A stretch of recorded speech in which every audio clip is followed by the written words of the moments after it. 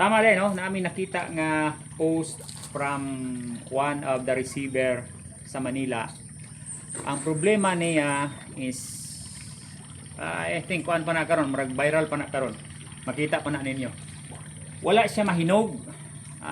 Nag-yellow some of the parts sa kaning fingers nag-yellow, pero kahit paghapon ang saging.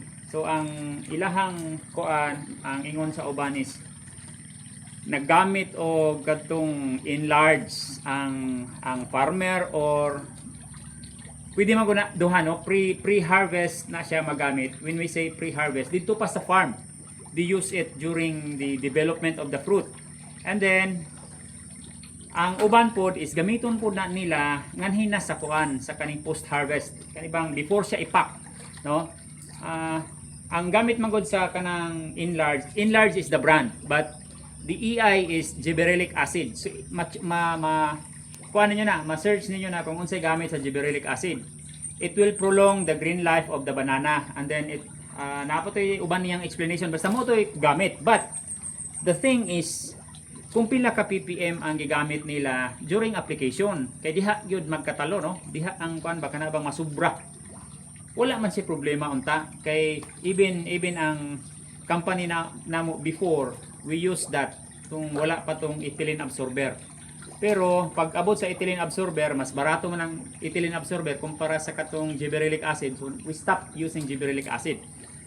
Para ang kuan ana is tinuod yun na siya nga maprolong ang kuan, ang kaning green life sa saging. So dugay mahinog.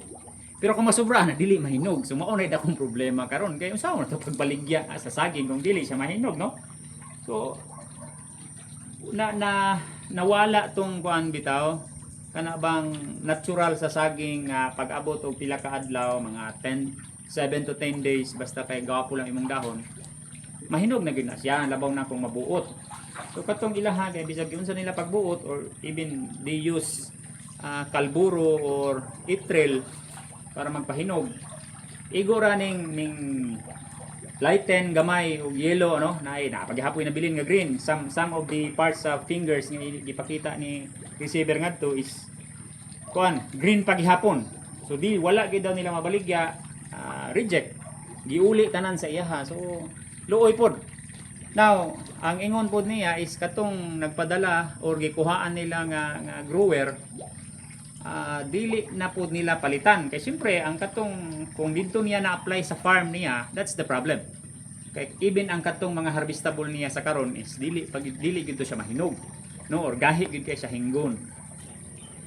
So much better nga kung maggamit ta sa mga ingon ana nga mga kuan, mga substance, make it sure nga kabalo jud ka kung pila ang itimpla, pila ang ibutang, pila ang mixing.